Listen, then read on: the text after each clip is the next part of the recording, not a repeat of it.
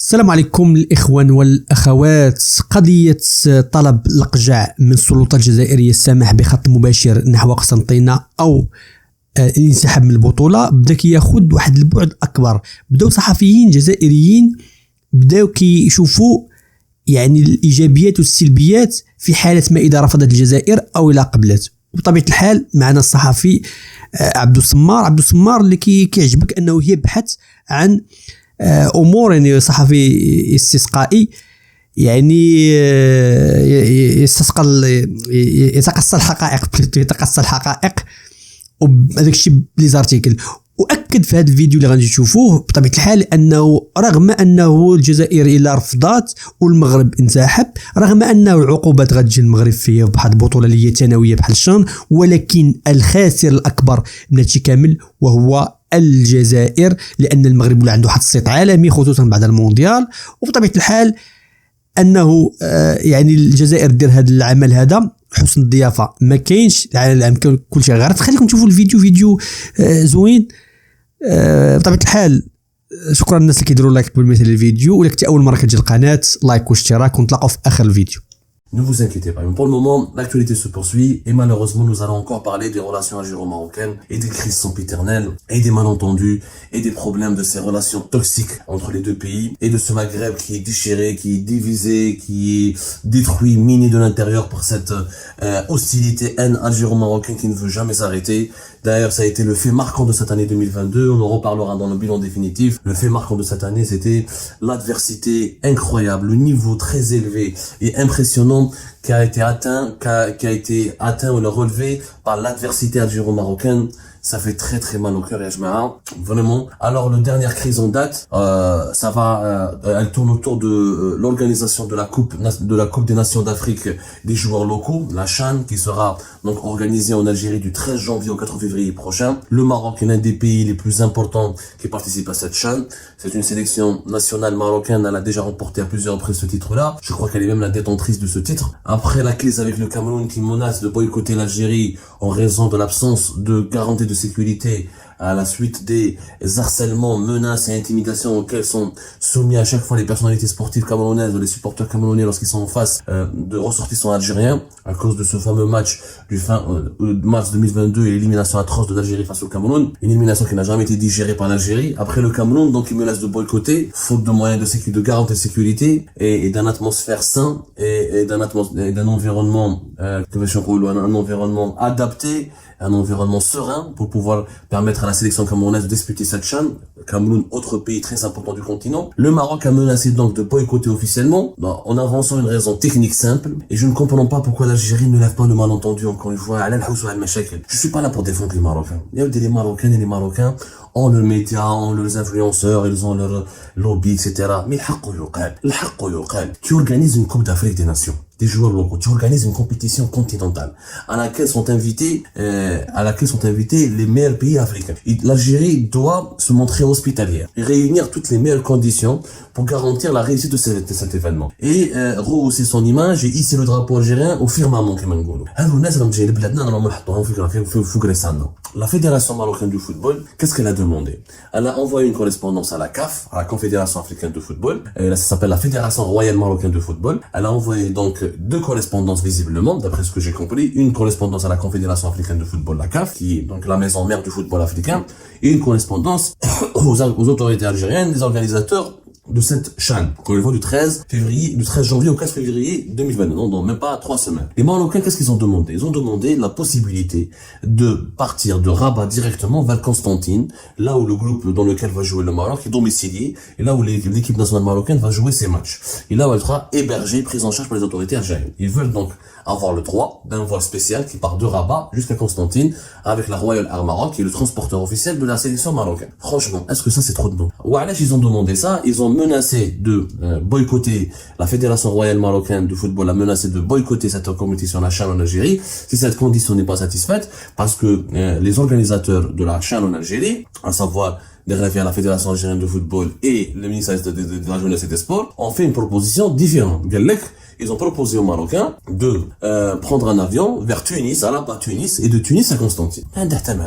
Pour ne pas violer la fameuse sacro-saint principe de la rupture des relations diplomatiques entre l'Algérie et le Maroc. Et comme le ciel algérien, il est fermé à tous les avions du Maroc depuis pratiquement septembre 2021, et il n'est pas possible pour les équipes marocaines de football, comme c'était le cas pour les athlètes marocains qui ont participé aux Jeux méditerranéens d'Oran entre fin juin et début juillet 2022, ils pourront pas rallier directement l'Algérie, ils seront obligés d'aller vers la Tunisie pour ensuite rallier Constantine. Ça n'a aucun sens. Et ça n'a aucun sens. Wallah, ça n'a aucun sens. Le comité d'organisation de la CHAN en Algérie, qui relève encore une fois des autorités sportives, notamment de la FAF, il a bien expliqué que c'est les autorités, nous on est responsables du transport des sélections à l'intérieur du pays, pas à l'extérieur. Comment ils doivent venir de l'extérieur, c'est leur affaire. Ils n'ont pas tort. Le comité d'organisation de la CHAN 2023, c'est pas des politiciens, c'est pas eux qui gèrent le ciel, c'est pas eux qui délivrent les autorisations d'entrée ou de sortie des avions de l'espace, au sein de l'espace aérien algérien. C'est un comité d'organisation qui est responsable uniquement de l'organisation de la compétition sportive, de ce qui se passe aux alentours des stades, de la sécurité et de la prise en charge hôtelière et du séjour des équipes africaines. D'ailleurs, le comité d'organisation a fait plusieurs commissions, des commissions d'accueil du protocole, commission des compétitions, commission de sécurité, d'arbitrage, commission technique, commission de finances, commission logistique. Le comité d'organisation de la CHAN, d'ailleurs, il a commencé à travailler depuis le 21 février 2022. Il travaille plus d'une année. Maintenant, ce sont les autorités algériennes qui doivent prendre ce dossier en main et faire des choses sérieusement. Pourquoi, encore une fois, aggraver les problèmes et alimenter les tensions et l'Algérie, c'est elle qui sera perdante lequel le Maroc boycotte. C'est vrai que le Maroc est exposé à des potentielles sanctions que nous allons expliquer tout à l'heure dans un petit moment, mais c'est l'image de l'Algérie qu'on prendra un coup. Parce que c'est l'Algérie qui refuse de délivrer une autorisation pour entrer dans le ciel marocain et dans le ciel algérien. Il y a des équipes nationales qui vont venir. Leurs avions doivent les déposer au niveau des aéroports algériens. Tu peux pas leur interdire d'entrer dans l'espace aérien. Les problèmes entre l'Algérie et le Maroc ne nous concernent pas. Les relations africaines ou la CAF et les compétitions sportives. Si tu fais une compétition internationale, c'est que tu dois être prêt à recevoir, y compris tes pires ennemis, parce que même tes pires ennemis risquent de participer à ces compétitions sportives internationales, la culturelle, ou la économique, ou la politique. Lors du sommet de la Ligue arabe, si Mohamed VI avait accepté et s'était finalement rendu à Alger, les autorités algériennes étaient obligées d'accepter que son avion ou sa flotte atterrisse à Alger. D'ailleurs, les autorités algériennes ont confirmé, juste après la fin des travaux du sommet des chefs d'État de la Ligue arabe, Mohamed VI avait demandé, en prévision de son arrivée à Alger, des autorisations pour une flotte de 10 avions qui devaient atterrir à Alger. Et les autorités algériennes avaient accepté. Nasser Boulita, le ministre des Affaires étrangères marocain, quand il s'est déplacé pour le sommet des chefs d'État de la Ligue arabe, pour représenter son pays, le Maroc, il est venu à bord d'un avion militaire qui a été autorisé à entrer dans le ciel algérien. Tu peux pas organiser un événement international et dire aux invités, ne venez pas ne rentrez pas dans mon espace aérien. Ça n'a pas de sens. C'est pas logique. Mais dans ce cas-là, n'organise pas les compétitions au sein desquelles des ennemis peuvent participer. Le Maroc est un pays important sur la scène africaine, notamment sur la scène sportive. On a bien vu maintenant, avec le parcours excellent du Maroc aux Coupes du Monde, que le Maroc compte sur la scène footballistique continentale. Tu ne peux pas organiser une CAN ou une compétition footballistique au risque d'avoir ensuite des problèmes avec le Maroc ou pour pousser les Marocains à te boycotter. Mais ne me dirais-je, parce que c'est vrai que le cahier de charge de la CAF. Le cahier de charge de la CAF, on s'est renseigné un petit peu. Il y a des articles, ils disent les articles, c'est l'article 86, plus exactement. C'est unique, l'article 80 et l'article 86 du cahier de charge qui régit l'organisation des compétitions sportives relevant de la CAF, de la Confédération africaine de football. Oui, je crois qu'il y a les deux articles. Je crois que toute équipe qui se porte ou qui ne refuse ou qui décide unilatéralement de ne pas participer à une compétition sportive sans motif valable, elle risque d'être sanctionnée par le Conseil de discipline de la CAF. Voilà, l'article 80 du règlement du championnat d'Afrique des Nations stipule dans ce cas qu'un forfait déclaré moins de 20 jours avant le début de la compétition finale ou pendant celle-ci entraînera, outre la perte du droit d'entrée, une amende de $150,000, ainsi que la suspension de l'association concernée pour les 2 éditions suivantes du championnat d'Afrique des Nations. Sauf cas de force majeure, tel que défini par la commission d'organisation de la CAF. Cet article Qu'est-ce qu'il explique? Il dit que tu es qualifié pour participer à la CAN. Pour participer à la CAN, tu dois payer une amende de $150,000 et tu seras suspendu pour les 2 prochaines CAN.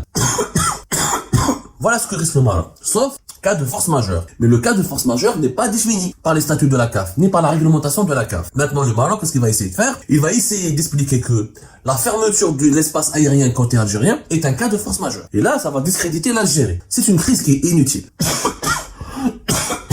Et qui est bête et méchante. Tu organises une compétition continentale dont les garanties pour sa réussite. Les Marocains n'ont pas demandé le ciel, n'ont pas demandé les étoiles. Je suis épuisé. Les Marocains ont juste demandé la possibilité que leur équipe soit transportée par un avion dans la Royal Air Maroc pour rentrer en Algérie, pour aller à Constante. Imaginons c'était le contraire. Imaginons c'était le Maroc qui organise une compétition internationale et l'Algérie doit participer. Ou je dis l'Espagne, on va aller à l'Espagne, de l'Espagne pour aller vers le Maroc. On va aller à Nouakchott, de Nouakchott pour aller au Maroc. L'Algérie aura le droit de demander à ce que les Marocains acceptent qu'un avion d'Air Algérie dépose la sélection nationale de football ou là les athlètes algériens en ce qui concerne d'autres disciplines sportives si cette compétition concerne ou porte sur d'autres disciplines autres que le football. Tout à fait légitime. Et c'est pas grave. Sauf maintenant si les autorités algériennes ne veulent pas de la présence du Maroc, ce qui va discréditer l'Algérie. Le Cameroun risque de ne pas venir, le Maroc risque de ne pas venir. Ça va faire de l'Algérie un pays hostile, un pays qui n'est pas hospitalier, un pays qui n'est pas accueillant, un pays qui n'est pas apte et qui n'est pas capable de garantir la réussite de compétitions sportives importantes au niveau africain. Et comme nous sommes en course pour l'organisation de la CAN 2025, qui est la compétition phare et l'une des plus grandes compétitions du football mondial et qui va nous assurer un soft power et des retombées financières importantes et économiques et politiques importantes, on risque d'être disqualifié dans cette course. Tout simplement parce qu'on donne une mauvaise image à notre pays, d'un pays qui fait que des problèmes, qui cherche que les problèmes et qui veut pas vivre en paix avec son environnement. Les Marocains ne t'ont pas attaqué. Mais dans la grande mosquée d'Alger ou juste une autorisation pour que l'avion elle les dépose à Constantine. Mais l'hospitalité, le bon voisinage, l'honnêteté, c'est une obligation morale de garantir un bon accueil à tes invités lorsqu'ils participent à une compétition sportive aussi importante que la CHAN 2023. J'espère que les autorités algériennes vont se réveiller et elles finiront par débloquer cette situation parce que franchement, un boycott du Maroc va aggraver les tensions entre les deux pays, il va surtout discréditer les deux pays et même si le Maroc risque de perdre devant le Conseil de discipline de la CAF, politiquement parlant, symboliquement parlant, médiatiquement parlant et sportivement parlant, c'est l'Algérie qui serait perdante parce qu'elle va démontrer au monde entier, elle risque de démontrer au monde entier qu'elle n'est pas capable de dépasser les malentendus, les problèmes politiques pour assurer la réussite d'une compétition sportive de grande envergure. كما شفتوا الإخوان كان هذا هو التحليل ديال هذا الصحفي الجزائري، يعني الخاسر الأكبر من هادشي كامل وهو الجزائر، والعالم كامل سوف يعلم مع من حشرنا الله في الجوار. خلي لي تعليق على هذا الموضوع هذا، ولا كنتي أول مرة كتجي القناة لايك واشتراك، ونتلاقاو في فيديو آخر إن شاء الله. تبارك الله عليكم.